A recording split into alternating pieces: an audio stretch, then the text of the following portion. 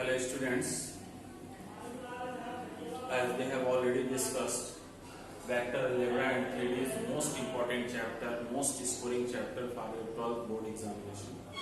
और इसमें जो फर्स्ट टॉपिक है वेक्टर अलजेब्रा जिसपे हम डिस्कस कर रहे थे लास्ट वीडियोस में, basics of vector algebra, its representation, types of vector algebra and scalar multiplication and some more basic concepts we have already discussed.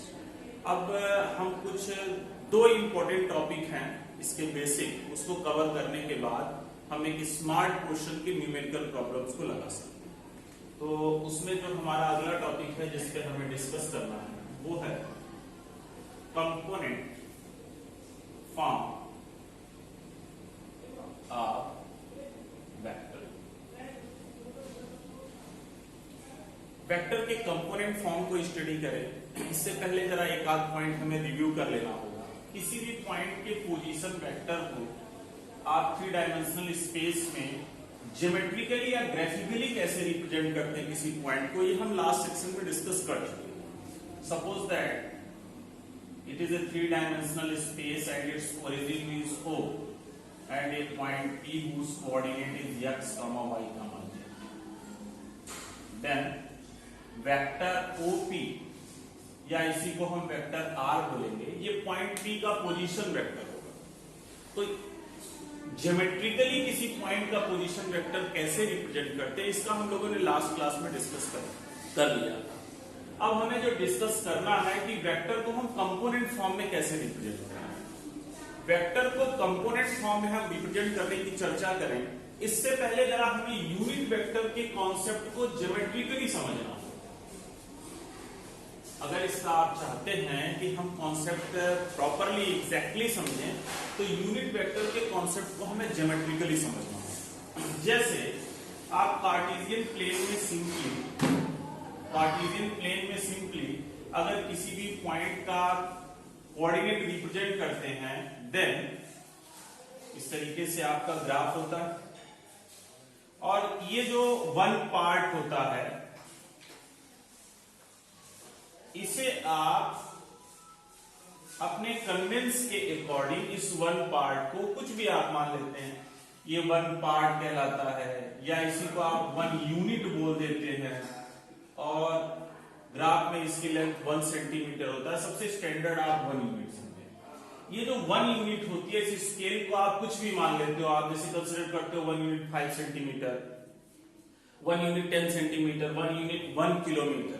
ऐसा आप जब कार्टेशियन प्लेन में सिंपली किसी पॉइंट को लोकेट करते हैं तो इस 1 यूनिट को अपने कन्वीनियंस के अकॉर्डिंग कंसीडर कर लेते हैं. बट जब वेक्टर अलजेब्रा के थ्रू हम किसी पॉइंट को 2 डायमेंशन या 3 डायमेंशन में रिप्रेजेंट करते हैं तो ये जो होता है इधर एक्स एक्सिस पे जो 2 डायमेंशन के लिए कॉन्सेप्ट है वही 3 डायमेंशन के लिए, तो कोई भी एक आप समझ लेते हैं आपका काम हो जाएगा.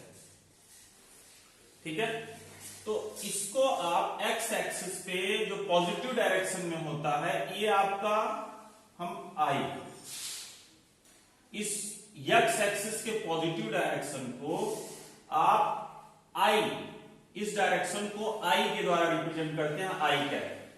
ठीक है, और ये आपका 1 यूनिट यही होता है. इसको अपने कन्वेंस के अकॉर्डिंग हम कंसीडर करते हैं, that will I and so on. And in the same way minus I आप, हालांकि माइनस का यहां कोई रोल नहीं है, अभी आप क्वेश्चन करेंगे तो ये चीजें आप समझ जाएंगे.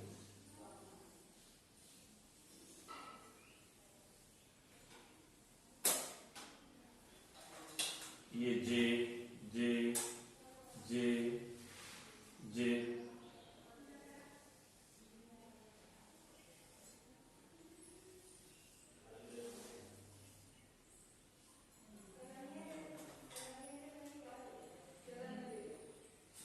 माइनस जे माइनस जे माइनस जे माइनस जे. तो अगर आप 2 डायमेंशन या 3 डायमेंशन में किसी वेक्टर को रिप्रेजेंट करते हैं तो आप जानते हैं vector is represented by directed line segment. अभी तक जो आप रिप्रेजेंट करते थे वहां डायरेक्शन का कोई केस नहीं होता था. तो डायरेक्शन का कोई केस नहीं होता था, तो सीधे आप इस 1 यूनिट को लेंथ को कंसीडर करते थे। लेकिन अगर ये x एक्सिस में है तो इसे आप I से रिप्रेजेंट करते हैं, y एक्सिस में है तो इसे z कैप के द्वारा रिप्रेजेंट करते हैं, और ये z एक्सिस के डायरेक्शन में अगर डायरेक्शन है तो उसे आप ij k दिस इसके द्वारा आप रिप्रेजेंट करते हैं। That's okay. तो आप किसी वेक्टर को जब 2 डायमेंशन प्लेन या 3 डायमेंशन स्पेस में रिप्रेजेंट करते हैं तो x एक्सिस की जो डायरेक्शन होती है उसे हम i कैप के द्वारा, y एक्सिस के डायरेक्शन में अगर पॉइंट रोटेट कर रहा है तो उसे j के द्वारा, और z एक्सिस के डायरेक्शन में पॉइंट अगर रोटेट कर रहा है तो उसे k कैप के द्वारा हम रिप्रेजेंट करते हैं। और ये जो 1 यूनिट होती है, चूंकि ये यूनिट वेक्टर है, आपने पढ़ा है यूनिट वेक्टर क्या होता है, उस मैग्नीट्यूड इज 1, तो ये जो 1 पार्ट होता है वो इस यूनिट वेक्टर के मैग्नीट्यूड को रिप्रेजेंट करता है। तो इस चीज को आप ध्यान में रखेंगे। अब जरा सा जैसे समझें, ये O हो गया, अब ये कोई पॉइंट P है, तो position vector of point P, अब इसे आप कंपोनेंट फॉर्म में कैसे रिप्रेजेंट करें। अब ये देखो 1i 2i 3i, और यहां क्या गया है, यानी कि ये 3i है x एक्सिस में, और ये देखो 1j 2j 3j, ये कितना गया 3j गया। यानी वेक्टर AOP को अगर हम कंपोनेंट फॉर्म में रिप्रेजेंट करें तो ये हो जाएगा 3i plus 3, vector OP is equal to 3i plus 3। Okay, अब आप ऐसा समझें जरा सा, ये मैंने ऐसा बना दिया, ये समझो, ये m है पॉइंट और ये m है। वेक्टर mn की वैल्यू पूछी जाए तो m से आप सीधे चलोगे, ये इनिशियल पॉइंट, ये टर्मिनल पॉइंट, इनिशियल पॉइंट से टर्मिनल पॉइंट के डायरेक्शन में आप मोशन करोगे, रोटेट करोगे। तो ये देखो 1i 2i, और फिर ऊपर आप जा रहे हो तो 1j 2j 3j, यानी वेक्टर mn जो होगा, अभी जैसे जैसे क्वेश्चंस आप और सारे एग्जांपल लेंगे ये क्लियर होता जाएगा, अभी हम बहुत सारे क्वेश्चन इस पे करेंगे। तो ये हो जाएगा 2i प्लस 3j हो जाएगा। अभी जरा आप ये समझें, हमने इधर ले लिया, ठीक है, ये ऐसा कर लिया, ये सपोज करिए वेक्टर CD, ठीक है। अब वेक्टर CD का इनिशियल पॉइंट क्या होगा, C होगा। इनिशियल पॉइंट से फाइनल पॉइंट की तरफ आप रोटेट करेंगे, ऑलवेज रिमेंबर। तो ये आप देखोगे, अब ये आप ऐसा नहीं करोगे कि 1 2 3 4, ऐसा नहीं करेंगे। इनिशियल पॉइंट से आप फॉरवर्ड डायरेक्शन में जा रहे हैं, तो ये x एक्सिस पे जब आप किसी पॉइंट से फॉरवर्ड डायरेक्शन में जाते हैं तो पॉजिटिव डिस्टेंस है, और अगर आप बैकवर्ड डायरेक्शन में जाते हैं तो निगेटिव साइन हो जाता है, और y एक्सिस पे जब अप टू डाउन आते हैं देन पॉजिटिव, और डाउन टू अप जाते हैं तो नेगेटिव हो जाता है। वो कॉन्सेप्ट यहां लगेगा, अब एग्जांपल से आपको चीजें क्लियर हो जाएंगी।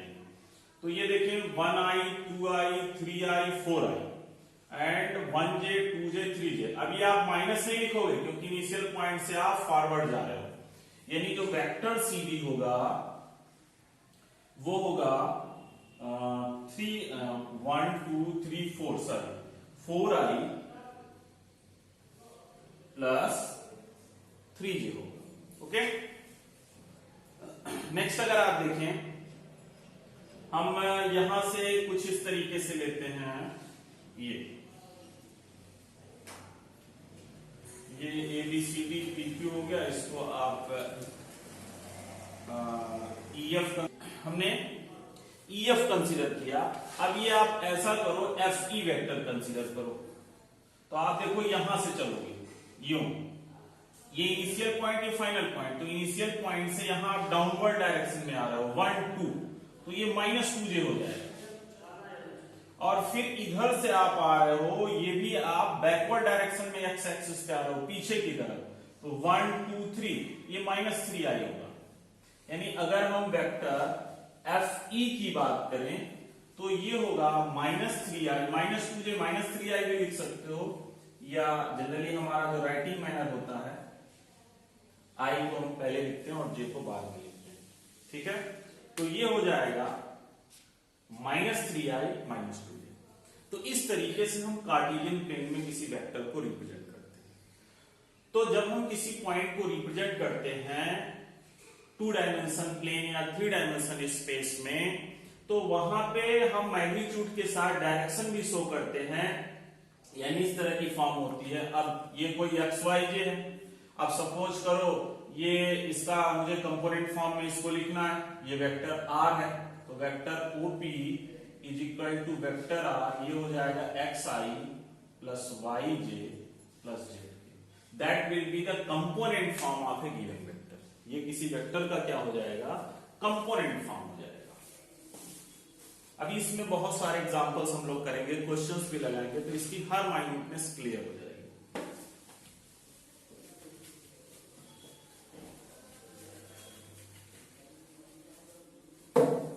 ठीक है, तो that is the component form of A vector, vector OP जिसको हमने वेक्टर R कंसीडर किया, ये XI plus YJ plus ZK। X, Y and J implies scalar component of vector R। ये X, Y, Z जो होगा इसका scalar component represent करेगा, और along X आप ऐसा भी लिख सकते हैं along X, Y and Z axis। ठीक है, तो अगर इस तरीके से कोई वेक्टर कंपोनेंट फॉर्म में दिया गया है और आपसे पूछा जा रहा है इसका स्केलर कंपोनेंट बताइए, then this and XI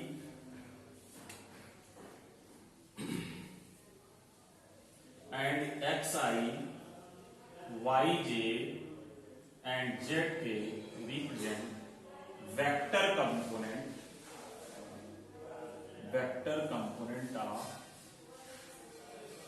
vector R along X, Y, Z axis।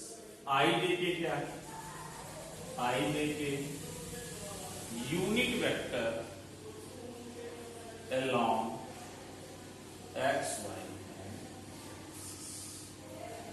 Okay. तो अच्छा, इसका अगर आपको मैग्नीट्यूड निकालना है वेक्टर OP, देन ये x² plus y² plus z²। ठीक है, तो ये किसी भी वेक्टर के कंपोनेंट फॉर्म का कॉन्सेप्ट है। अब इसमें एक टॉपिक हमें और पढ़ना है, direction cosine and direction ratio. After that हम इनिशिएटिव एक्सरसाइज के क्वेश्चंस कहीं के भी बोर्ड लेवल के वेल अप टू डेट